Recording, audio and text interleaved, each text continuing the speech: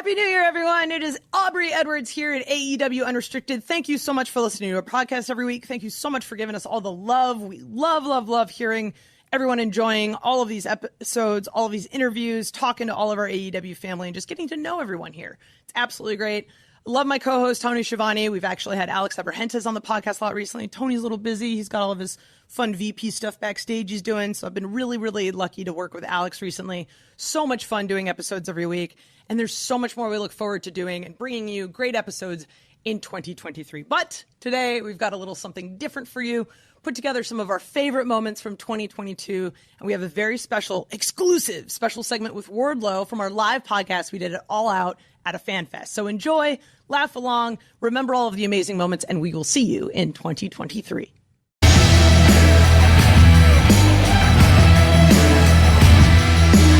Welcome to another edition of AEW Unrestricted. We are the official podcast of All Elite Wrestling.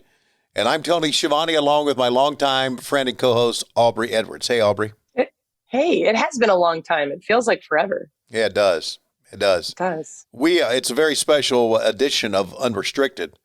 Yes. We have a very special guest with us, a young man that I've known for, well, not that long, but it truly is one of the great athletes in AEW, one of the nicest guys, and one of the guys that I really enjoy being around. And hang on one second.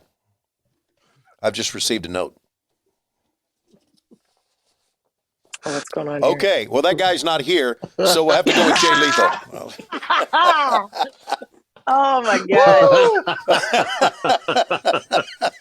No, I'm talking about Jay Lethal. How you doing, Jay? I'm doing great. And you know what's wild? You mentioned, we really haven't known each other that long, but it doesn't feel like that. It feels like, Tony, it feels like we've known each other forever. Absolutely. From the time you walked out and screamed my name out when we introduced you, big pop from the fans. Oh, buddy, man. It is great having you here. It really is, man. Thank you. Thanks for having me. I was really looking forward. We tried to schedule this at one point before, but then I was doing a lot of traveling and I felt so bad. And then having to see you guys at work, I'm like, oh no, I couldn't do the show. Oh, all good. Totally understandable. Okay, thank you, Aubrey. We can't have Jay Lethal on this podcast and not talk about the Ric Flair woo off. Yes. Just talk about it. Just talk about it because it's this amazing clip that a lot of people discovered you. Okay. And where Ric Flair's in the rings, doing his woo, and you're trying to one up him, and it's just what the hell is happening? Yes. Here? Yeah. Okay, so there are two things that I really feel that put Jay Lethal on the wrestling map, if there were a wrestling map. One is the Black Machismo character that I did, and the other is the Ric Flair imitation. Unfortunately, Jay Lethal didn't put himself on that wrestling map. In fact, Raven had he said to me one day, he goes, Jay, your Macho Man impression, spot on. Your Ric Flair impression, what did he say? Your Ric Flair impression. Well, anyway, he said it was good. He goes, but your Jay Lethal impression needs some work. But yeah, the Ric Flair thing was incredible. I knew, even from a young age, that I could do this Macho Man impression. I did it around the house all the time. Never once did I attempt a Ric Flair one, though. Right. And the only reason I found that I could do that, ironically enough, we were all over in the UK, and on one of the off days, wrestlers get bored. We all went down to the bar. Everybody was there. Drinks aplenty. I had a few too much to drink, and I'm a lightweight because I don't drink that often. So just one or two was enough to make me tipsy. Right. And that is how I found out I could do this amazing Ric Flair impression. In fact, I didn't even think it was that good until the next day I got on the bus and people are wooing and they're putting up the four fingers because we had such a great time last night. And that's when I was like, wow, the Ric Flair thing that I was doing must be pretty good. That's how I found out I could do it. Wow. So then it became this thing where I did it all the time in the locker room. In fact, Earl Hebner, who liked it the most, we wouldn't even say hi to each other. Yeah, Aubrey. We wouldn't even say hi to each other. We would just start wooing or strutting just like exactly like Tony and I do. Tony and I don't even say hi to each other. We just look at each other and strut. Well, yeah. So one time, I see Earl, I start wooing, I strut, and he doesn't strut and he doesn't woo. I go, oh, maybe Earl's having a bad day. So as I get closer to him, I go, what's up, Earl? And he goes, you'll never believe who's coming here. And instantly my heart dropped. I mean, my stomach, sank because I knew exactly what was going to happen. Everybody was going to put me on the spot and make me do the impression for him. So I was terrified. I didn't think that I would get to work with him, but I was terrified. So, weeks leading up, I'm getting more and more nervous, and finally he's there. And he's always got a big group of people around him. It's his first day there.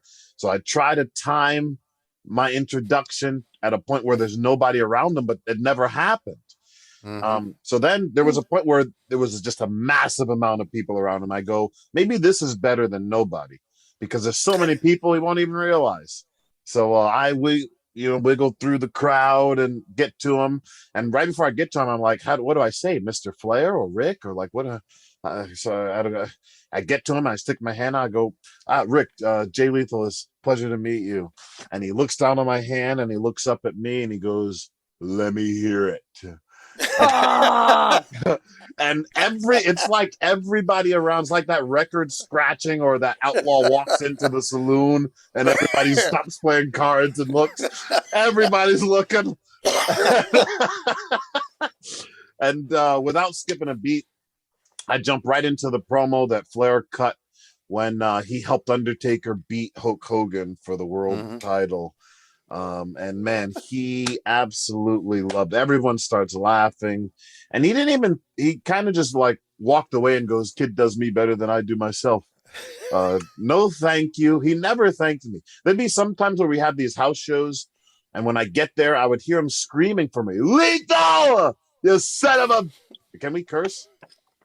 Yeah. Okay. Yes. Lethal, you son of a bitch. Where are you? And so I knew what that meant. So I'd go find him. He'd go do it. So whoever he was with, I'd do the impression for him. And at the end of it, they'd turn and walk away. And he's laughing while they're walking away. And I hear him say, he does me better than I do myself. Never thanked me. But, just the fact that he appreciated it was thanks enough. Yeah. Right. So sorry, it's a long story. No, it's good. That's great. To get to me working with him had to be his idea, because at Impact Wrestling, there's no way they're telling Ric Flair what to do. So he must have went and said, I want to work with Lethal. So one day I get there and Vince Russo comes up to me and goes, bro, you got a promo today with Ric Flair. I go, oh my God, no way. He goes, You do a pretty good Vince Russo too, by the way. Yes, he does.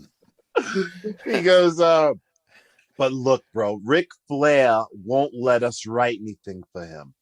So you're going to have to go to him and see what does he want to do. I go, okay. So I go into Flair's office. It was like an office, but right. I go into his room. Yeah. Right. I go into his room and I said, oh, Russo said we have a promo today working together. Flair goes, yeah, we're going to tear the house down, brother.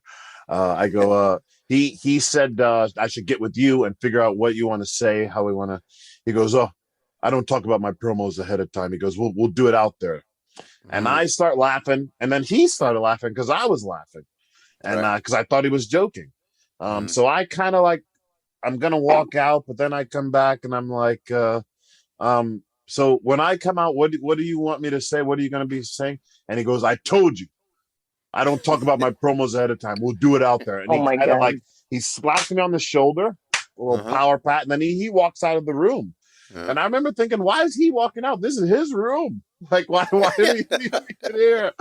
And so up until that point, I'd done a bunch of the Macho Man. I've done the Black Machismo. So get this. If they needed me to cut a promo, A, B, C, D, E, as Black Machismo, I didn't even have to hit all those points. I do a little bit of A and B. Maybe I skip C and D altogether and go right to E. And they call cut. Perfect. Good.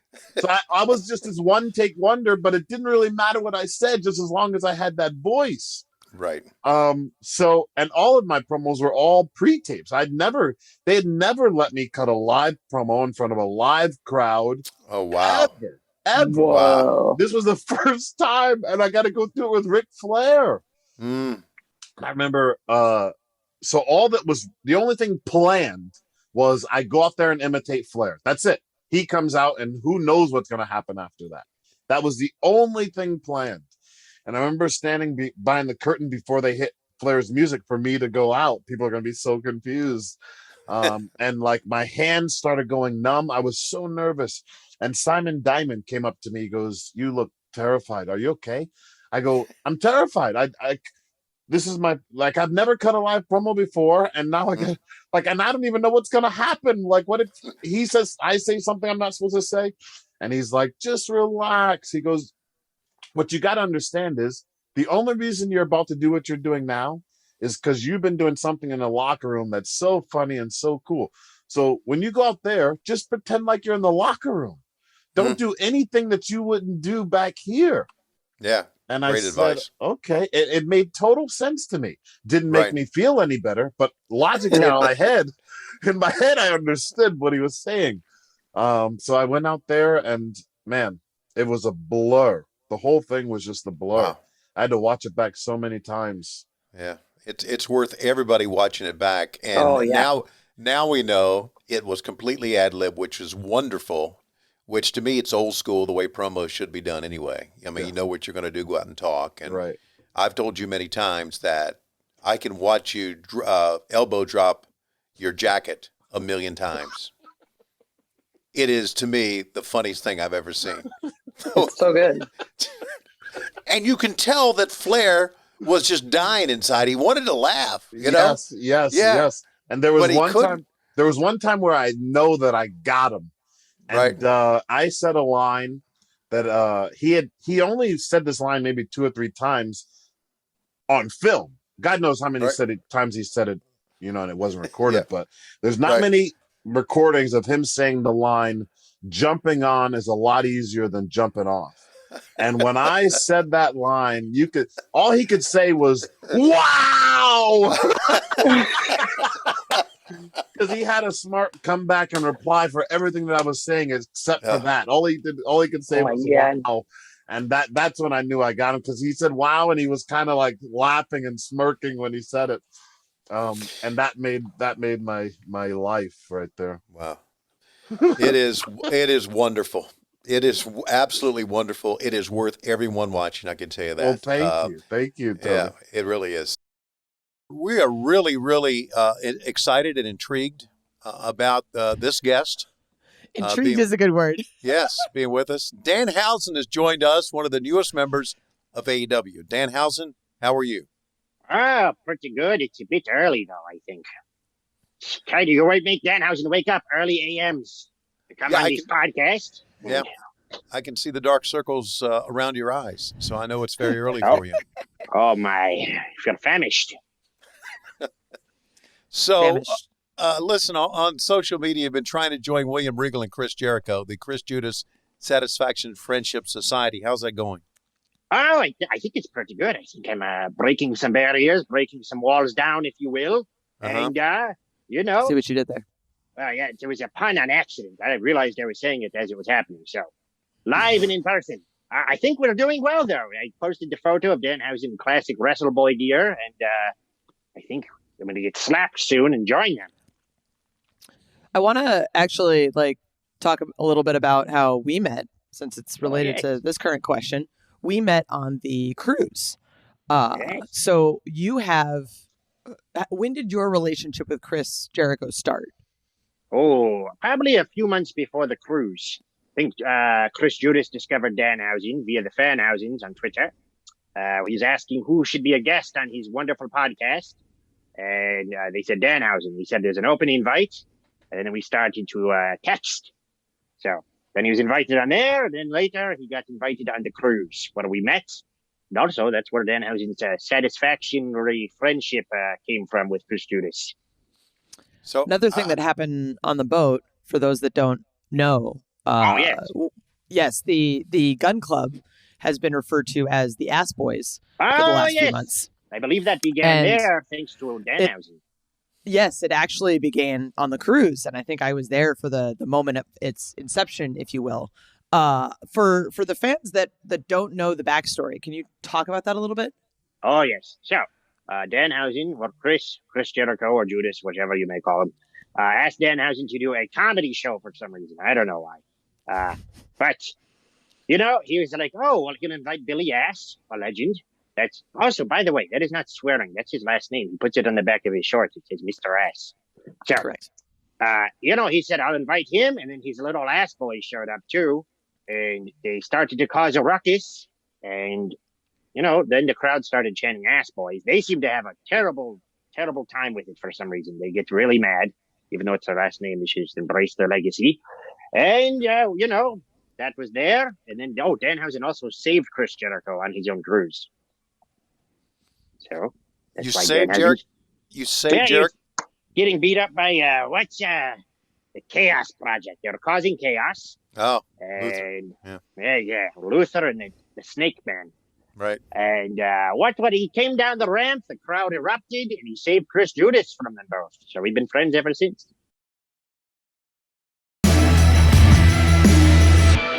This is AEW Unrestricted. Tony and Aubrey here with the GOAT, the Wizard, the Le Champion. They've gone by many, many names. Chris Jericho. And they've all worked. And they've all worked, as we've established. Like I love the Gretzky analogy. It's absolutely great. And we've seen a lot of reinvention that you've done over their career. And now you're bringing back, the Lionheart. Occasionally we see the Painmaker return. What kind of goes behind your decision-making factor when you say, I'm going to bring back one of these characters? Lionheart was Mox's idea. Yeah. Because we were trying to think, we had this title match because everybody was hurt this summer. Punk was hurt. Danielson was hurt. Samoa Joe wasn't available. Kenny was hurt. Freaking Adam Cole was hurt. Someone's got to hold down the fort. And this summer, it was Mox and Jericho. If he wasn't in the main event, if his story wasn't in the main event, my story was. So it was perfect for us to have a rematch. We had never had one since February of 20. He had to say, he's like, well, we need a gimmick match. I said, no, we don't. We just did this barbed wire thing. Let's just have a fucking wrestling match. That's the gimmick. And he came up with the Lionheart idea. And I was like, that's really cool. We can really sink our teeth into that. I went to the storage unit to try and find the old Lionheart tights. I could not find them. So I'm like, well, why would I? I found the kick pads. They smell like a storage unit. Of course. But I'm like, if Kiss was going on tour in 2022 wearing the costumes from the Love Gun tour in 77, they wouldn't dig them out of the mothballs. They'd have a new, updated version made. Right. So that's what I did with the Lionheart tights. That's what I'm going to do for this. That's what I did. And then after the pulmonary embolism, I finally dropped the weight that I gained for the Painmaker. And I said, I'll just do a couple of wacky Mexican submissions and get the White Zombie theme song, and we'll see what happens. And it was one of the best matches of my career.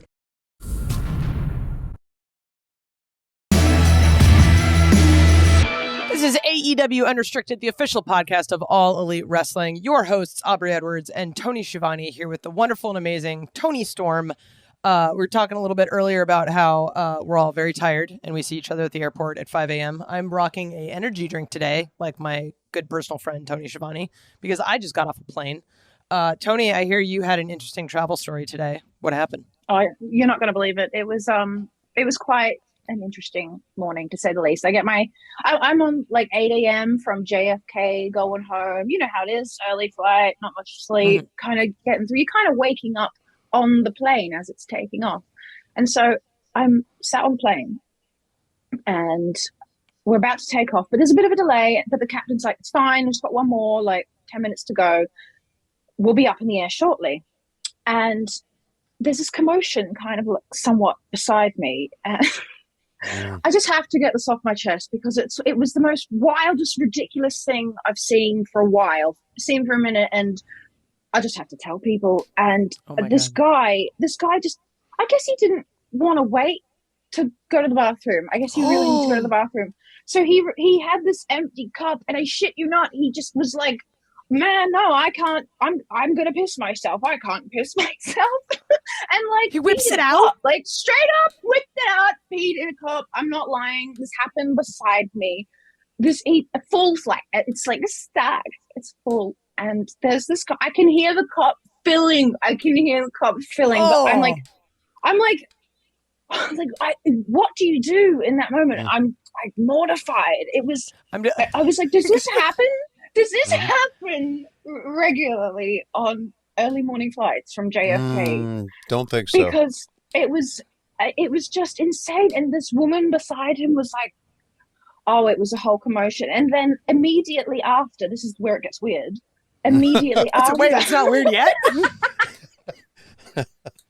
Hold up. Hold up. So a few rows further back, like you hear this announcement, the flight attendant's like, oh, there's a very special person who wants to ask a very special someone a special something. No! And then I turn around and some guy is proposing to his wife, but like I'm looking at this guy who's still holding his cup of piss, who like I have to look at him to look at this guy who's proposing to the woman of his dreams on this disgusting flight. And it was too much all at once. Yeah. It was, but like the worst part about the whole thing was when we were taking off, like he's juggling this cup. I was mortified. I come, it's one of those things where it's going to take a while to get that out of my head. It was right beside me. So he's juggling this cup full of urine. Yeah. And you're taking off and you're thinking this thing is going to slosh around any moment now, or he's going to drop it, worst of all. Yeah. And now you're thinking in your mind, if I'm right here, I can ding and get the flight attendant, but then again, it'll delay the flight another hour before they get his dumb ass off and throw him off or something. Oh, yeah. And then we landed and there was police standing right there. It was off. Were they? Oh. Yeah. They took him off the plane? Him. Good. You know what I'm thinking? Like, flight attendants yell at me if my bag is slightly sticking out of the little seat thing and I'm being told off. And then a guy cannot sit next to me and just straight up take a piss in the seat beside me. He better be arrested. I'll be following up on this case. So the flight attendants ever say anything? No, this is a tremendous story. This is worth a whole segment in itself. Yes. So listen, all this thing about stardom can wait. So screw it. That's right. I got more important shit. So the flight attendants say something to him at all? Well, the woman beside him like gets the flight attendant and they're like, "Is there a problem?" And she's like, "Yes." And like there's commotion, but I think they try and keep it calm because like I guess no one wants a cup of piss slung at them, and like I didn't want to. I mean. Yeah, you can never cause too much commotion when someone's holding a cup of pee. Just so you know, guys, that's my wisdom for the day. That's my advice. That's how I like to live my life. It's great to have Samoa Joe with us. Joe, how are you, buddy? I'm excellent, man. I'm glad you're back too. Yeah, this is much more pleasant than having Alex here. I agree. Way better scenario. True heel. By the way, I just want to say that just to start out this, that Joe at one time only had a 33 1/3 chance of beating Scott Steiner. And Scott Steiner was 66 2/3 chance. Strong math. Strong math. Strong math. It's almost unbeatable, we did defy the odds. We did defy the statistical odds, but I mean, when he laid it out like that, I mean, it just kind of made the struggle that much more real in people's minds. I mean, the insurmountable odds that were in front of me. That damn thing stood the test of time. I mean, people still talk about that. I tell people, like, I was standing behind the camera as like Scott was kind of like free forming it in his head. Yeah. And I remember kind of, he did an earlier take and it, he was kind of getting the idea. And then like, I think it was like the second one he just went. And, I mean, I was visibly behind the camera, just trying to hold my stuff together. And, when it all got done, I just looked at this guy. I think I was the one. Yeah. It was tremendous, man. It was tremendous. And, I just want to hit you with that first, but I want to let you know how great it is to have you here. You made your appearance at the ROH Supercard of Honor back in Dallas not that long ago. And what a response, man. What a response for you, not only there, but your first time in Dynamite. You had to be really thrilled about that. Oh, absolutely. I've been fortunate enough that the fans have migrated with me on my many adventures and many journeys and many companies. So, it's always good to get a warm welcome. I know from working backstage at that Ring of Honor show, your debut, you getting to Dallas was a challenge because of weather issues. And you did make it, obviously, but that was a very challenging day because of the weather issues. But hey, you've been in the business long enough to know that sometimes travel can be difficult. Oh, absolutely. I mean, yeah, I know. There was some there was weather preventing jets to get into Tampa on time, and a lot of mechanical issues, flights going out. And so I had to end up driving to Cross City, Florida, small little kind of rural town in the middle of Florida to catch a private jet to get up to the show. And it was quite an escapade. The best part was as I arrived to the airport, I walked into this little office. This little man sitting behind the counter looked at me and I said, "Hey man, I'm here. I got a jet coming in and picking me up." And he just goes, "Well, what time?" I said, "Well, I think 7:00." And he goes, "Well, we close at 6, man. See what I can do." Oh boy. I remember Tony came to me and he said, "Where is Cross City, Florida? Have you ever heard of it?" And I had to go on my phone and look it up on Wikipedia. I said, "Yeah, here it is. It's like southeast of Tallahassee, a little bit north of Tampa." And I said, "There's really an airport there?" He said, "Yeah, there is." I didn't know there was a city there, to be honest with you. So, I mean, yeah, it was quite a surprise to everybody. Yeah, that was good. I like that the guy that lives in Florida is like, "Where the hell is this place?" So that should automatically tell you. And yeah, I spoke to several people here, and many people who are I would describe as fine country folk, and even they were like, "I've never heard of Cross City." Wow. So the fact you made it is even like a testament to itself. It's like, oh man. First, he ended up in this place that nobody believes is real. Then he finally made it on a plane after they've been closed. Made it to Dallas, which is like where travel goes to die, and all the weather's terrible. Like, so against all odds, you have this incredible debut. So thank you for everything that you endured, because that's. You can thank Tony's pilots, man. They went above and beyond and trying to get down there and find me. Working with Pat closely like I do, and it's been tremendous, to be honest with you, being able to work with you and Sanjay and QT and Ace and all you guys. We were in Savannah, and this past week as we're recording, and Pat said, came to us, I think it was in the morning. We got a text. Pat said, I can't find my rental car. It's been stolen. What? Yes, that's what he said. And we went, no. Really? From the hotel? Yes, it's been stolen. And I can't find my keys. I'm thinking, well, he left his keys in his car and someone stole it. He called the police. You're painting me in a bad light. I can't wait to counter this, but go ahead. Okay. You call the police gets involved, and you can pick up the story from there. Sure. So a little bit before I'm painted as an absolute idiot. You're not an absolute. There's a little more to this. Okay. I land the night before and are, not breaking the fourth wall. I'm with Danhausen was on my flight. Okay. And I was like, "Hey, buddy, hop in the car. Let's go." And I remember we pull up to the hotel. You get the parking ticket that allows you to get into the garage. We park the car. And I distinctly remember having the keys in my hand. Okay. So I pop the trunk. We get our bags out, close the trunk. Now, to be perfectly honest, I don't remember having the keys after that. But let's just see what happens. Right. We check in, et cetera, et cetera. Like Tony said, the next day I wake up. Where's the rental key? Can't find it. Man, did I leave the keys in the car? I go down the car and it's not there. And then I'm like, okay, maybe I parked in a different spot. Maybe I'm not remembering things. I asked Danhausen. He's like, no, this is where you parked. So yeah, the hotel manager came out. We walked through every single parking spot on the premise where it could possibly be.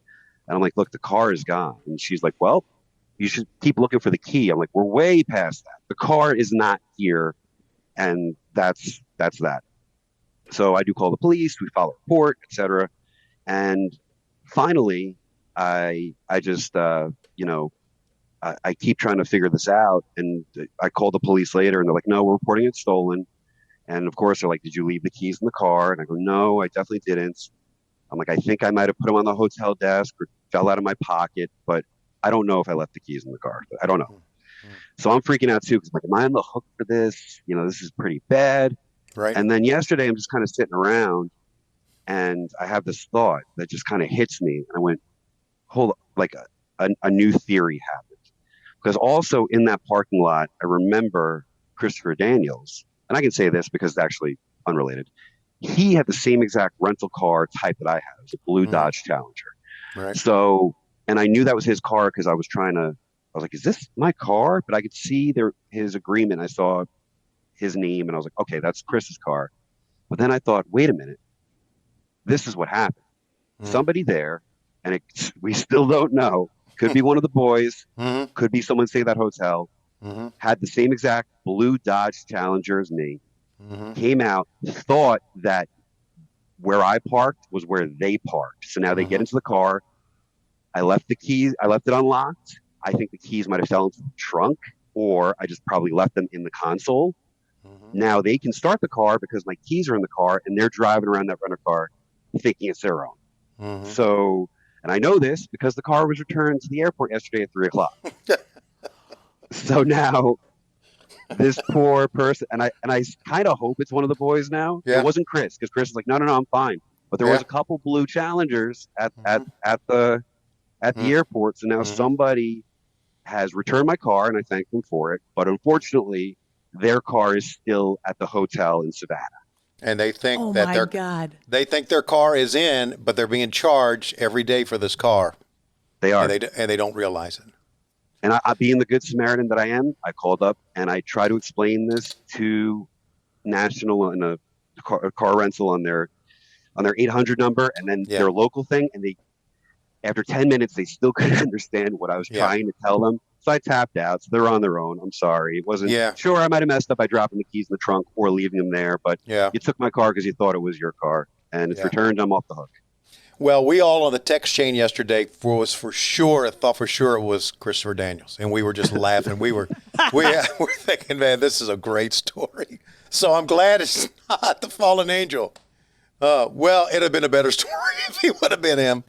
Oh God, that's tremendous, man. That's the first time I've ever heard that, and I've traveled a lot. Wow. Right. But it's very pro wrestling. It's very pro wrestling. It's very, very pro wrestling. Hey, all right. What Swerve are we doing Strickland today? is our guest. Hey, Swerve. Yo. How are you, brother? I'm great, man. You know, I'm always on the move, so I just get my workout in, and I got a full day of maneuvering, doing what I got to do. You know how it is. I do, maneuvering. Yes. That's what we all do, right? You know, it never stops. You never stop moving, man. Yeah. Swerve, you guys had a moment in Atlanta. Kevin Gates, your buddies at ringside, megastar, and this whole angle with the petition and Mark Sterling gave us really one of the more entertaining segments we've had in a long, long time. And I've seen a lot of cake spots in wrestling. Maybe the best cake spot I've ever seen. I mean, man, the cake. He had a cakeable face.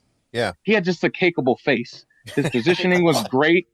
He's just like Mark Sterling's a boxy guy. You know, he has a cubicle face. So I figured, like, if I place this right, you know what I mean? Just like, and I flip it with the right, like, it was like geometry, man. It's like, if I get the right acute angle to go into a 90-degree angle, you know, E equals MC squared times, you know, I don't know if that's know. But it just worked out properly. It worked out great. Different subject, but I'll allow it. It's fine. Sure, I failed that class anyway. Don't worry about it. We're very happy to have Mark Sterling with us. What's up, Mark? Guys, thanks for having me. I appreciate it. I also love talking, so let's rock and roll. Yeah. Yes, I know you do. Okay. Yeah, unfortunately. The most famous professional wrestling lawyer in the world, Mark Sterling, is with us. Thank you very much. First of all, Friday night street fight on Rampage. How's the neck doing? It's feeling better. Obviously, I toughed it out this week or last week. Made it to Minneapolis, you know, with a hurt neck. But you know, I'm doing what I can for my clients. You know what I'm saying? That's great. That's great. Yeah. You know, we see a lot of billboards out there about doing things for their clients. Right. And not many. Especially in Jacksonville. Yeah. Yes. Not many lawyers will say, "Hey, I'll take a choke slam through a table from Keith Lee for my clients." Exactly. Right? I know. Right. Finally, somebody gets it. Yeah, I do. Or a brain buster on the floor. You know what I'm saying? It's ridiculous. Right. Or a cake to the face. Yes. Which I do need to say. Yes. And I know you probably don't feel this way. To me, one of the most entertaining segments we have ever done. Oh, my God. Well, I appreciate that. Okay. Hell of a caking. Swerve is a professional when it comes to getting cake on a face, I think. Yeah. So hats off to him on that. I was, you know, it was a sheet cake. Sometimes that doesn't really stick, but he got it to stick, man. Yes, he did. Yeah. Yes, he did. And from a person who had worked with Bobby the Brain Heenan for many years, and Bobby took many, many kicks to the face. Right. He did. All right. Yeah. It doesn't compare with that one. That was one of the best. You. It was one of the best kick shocks ever. It really I appreciate it. Well, thank you. Yeah.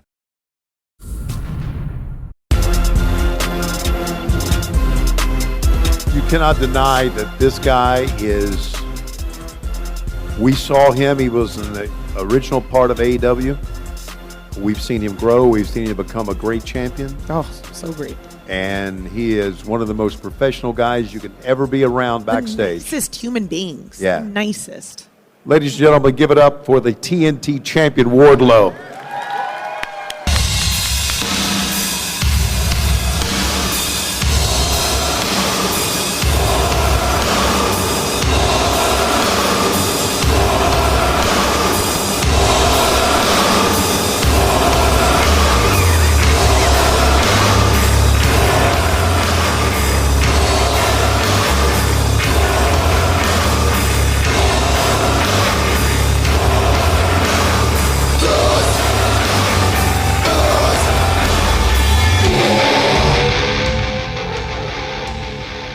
Look at that belt. What's up, guys? Hi, how are you? Oh, I'm amazing. Today's been such a great experience. What have you done today? I got to see my next 2 figures. Wow. Congratulations. We have the purple gear from the Punk match. Nice. I told you that's my favorite match I've done, right? And then the red gear when I won the TNT title. Both big moments in your career. Very excited. And then I did my signing over there and got to see a bunch of fans, and they brought me gifts, and it's just been an amazing experience. Everybody loves gifts, by the way. Gifts are always accepted. Your career in AEW has been one that has been basically on a rocket ship, hasn't it? I mean, if you think about when you first started and where you are now, talk about that experience. Man, it's crazy that it's been 3 years. That's it, right? Yeah. It's like yesterday, but also forever ago. Yes. So All Out has a little special place in my heart because 2019 All Out was the first time I met everybody. It was the first time I came through the door. We aired my little hype package. Mm-hmm. Right. It was the first time we were introduced to Wardlow. So All Out's kind of my anniversary. Aww. Right. And I think everybody's going to see a next level Wardlow tomorrow. Oh, very cool. Let's hear it. Tomorrow is my opportunity to reintroduce myself. Ooh. Because there's much, much more that you guys haven't seen yet. And this title's done something to me, and there's a fire in me that I've never felt before, and it's going to come out in the ring, and it's going to happen tomorrow.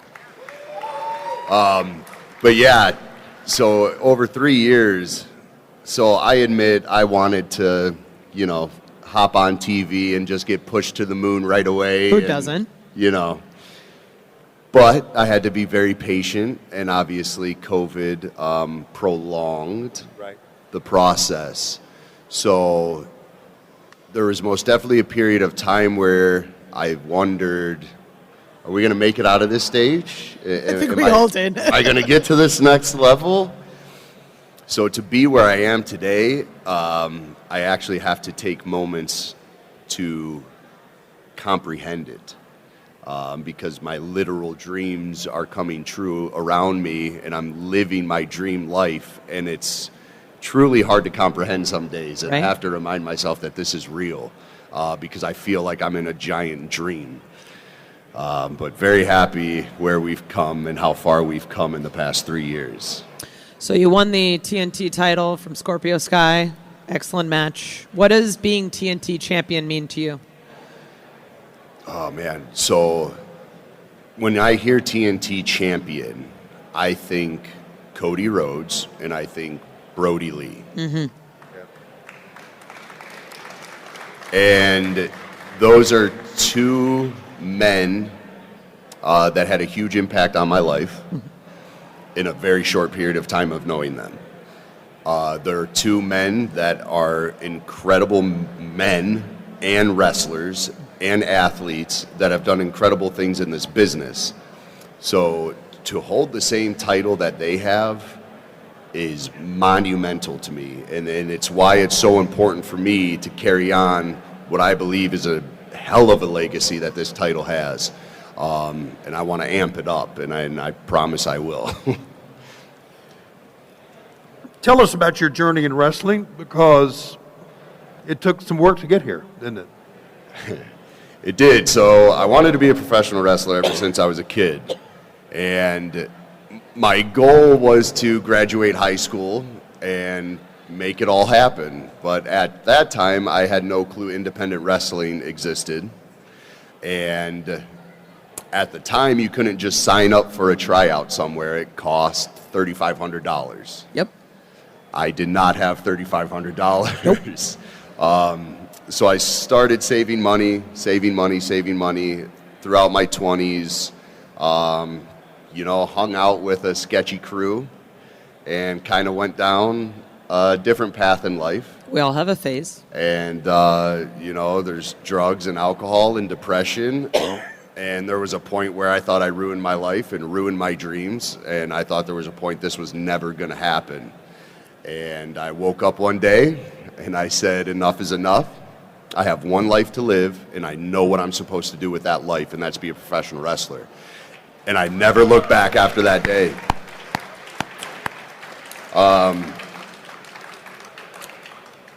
And even after I made that choice, it still took years to get out of that hole I had dug myself. And then finally I found a promotion in Cleveland where I started training. And then it took more years on the indies and traveling around making no money. Yep. And then one day I'm jobless, living back at my mother's, broke, taking a nap because that's what you do when you're depressed in the middle of the day. And, sometimes when you're not depressed, you just take a nap in the middle of the day. No, this is true. Yeah. And then I woke up to a missed call from a gentleman named QT. And I called him right away, and he said, I legit thought this was a prank. All the way until I flew to Atlanta, I still thought I was being pranked, even when I landed. I was like, all right, someone's going to call me and be like, you idiot, you actually flew to Atlanta. Because he invited me. He said, if you come to Atlanta, we'll take a look at you. And I flew down to Atlanta, and I worked with QT for about 4 minutes in the ring before Cody said, yeah, we can do something with that. Yep. And here I am. Wonderful. So you and I talk a lot about others. It's just constant work. There's really no off season in wrestling, and you look fantastic. Can you talk a little bit about your workout routine, your nutrition, just because I don't think people fully understand how much work something like this is? Yeah. So the crazy thing is I've been into bodybuilding and working out my whole life. And only the past year or two I've actually developed and really learned proper nutrition, proper training, proper rest. I was one of those guys that no days off. That is the worst thing you can do. Your body needs time to grow and heal. The days off are more important than your days in the gym. So it was really just being taught the proper knowledge of how to diet and how to train properly. So now my diet is bananas. I eat so many calories in a day, and they're clean calories, which isn't fun. No. And my training, I'm currently doing the hardest training I've ever done in my life. Really? So typically Saturday is the hardest workout I've ever done in my life. I am laid out flat in the gym after every time. Wow. So yeah, it's hard to maintain this year round. We don't get an off season where we get to lay back a little. So it is a full-time job just trying to maintain this year round. Did you always wear the singlet? I know you pull down the straps down. That means, get ready for the shits on. Did you always wear that in wrestling? Yeah, I've always had the singlet. Yeah. It was good look. So, like I said, I only really got in good shape the past couple years. So Okay, all right. The singlet was Shut partially. up. You've been in good shape forever. You're just in better shape now. I'm in better. Don't sell your short. So the singlet was partially maybe insecurities, but also one of my favorite wrestlers growing up, a couple of them, Bret the Hitman Hart, Right. who had the straps. Right. And another favorite of mine was That's why you tag with FTR. That's why. Now it all makes sense. and then Kevin Nash. I was a big fan when Nash would go for the jackknife and pull the straps down, and it's like, and now I get to mimic that on TV, Right. which is wild. I get it. So, FTR coming up tomorrow. What a team, huh? How about FTR and Wardlow together? Put any three individuals in front of us and tell me what type of chance they have. None. Nor the elite. And you can tell them I said that. This is on record. But it's awesome because like Jay Lethal's an incredible wrestler with a great history. Then you've got Chris Sabin, Alex Shelley coming in. Those guys have done a lot. Like what does this match mean to you? Oh, wow. So, yeah, there's so much. So there's a significant amount happening in my personal life currently that is making this mean so much more before we even talk about the wrestling side of it. Do we got scoops? No, we don't have scoops. Wardlow single. Really? Don't tell my sister. That's the reaction? I said Wardlow single. I thought I was going to get a way bigger pop. Anyway, no, but so like I said, All Out is my anniversary. It was All Out 2019 that I was introduced to AEW, and the world was introduced to me. So it's my anniversary. I'm teaming with my two brothers in this business, my former Pinnacle members, two men that have helped me so much. They've helped me grow so much, and anything I need, I can go to them. So to be teaming with them means the world to me. And then to be on the opposite side of the ring from Jay Lethal and the Motor City Machine Guns, who are guys that I've watched for years, that have changed the game, that have been so consistently good at what they do. It is an honor to share the ring with them. And like I said, I have a new level of Wardlow that's ready to be unleashed. So it is just all around. Tomorrow means the world to me. My sister says, "What's up?" Literally. What's up? Wardlow, you're a great person to be around backstage. You're a positive guy. Great story. Your success in wrestling couldn't happen to a better person. It really couldn't. I also think that you are leading by example in a lot of ways. Right. Both as a champion, as a human being, as a wrestler. And I think already on me, you're leaving a great impact. So I know you're leaving a great impact on this business. Thank you. Thanks for your time, buddy. Thank you guys so much. Thank you. TNT champion Wardlow. How about him? Huh?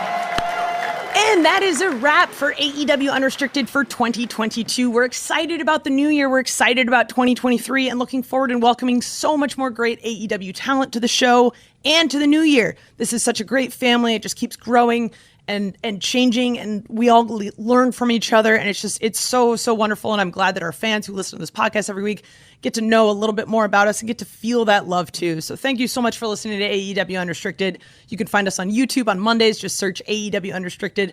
New episodes of this podcast on all your favorite podcast platforms on Thursdays. Don't forget, we got AEW Dynamite on TBS Wednesdays, 8 o'clock, 7 Central. AEW Rampage on TNT Fridays at 10 o'clock, 7 Central. We've got AEW Dark Tuesday night on YouTube. AEW Elevation on Mondays on YouTube. I'm Aubrey Edwards. Thank you for listening to AEW Unrestricted. Happy New Year! Come on, throw your hands up, let me see you. Unrestricted, got the house now. We gon' turn it up, bring the house down. Got that big space pumping, make them bounce now. Flossing like they bouncing and the freaks are coming out.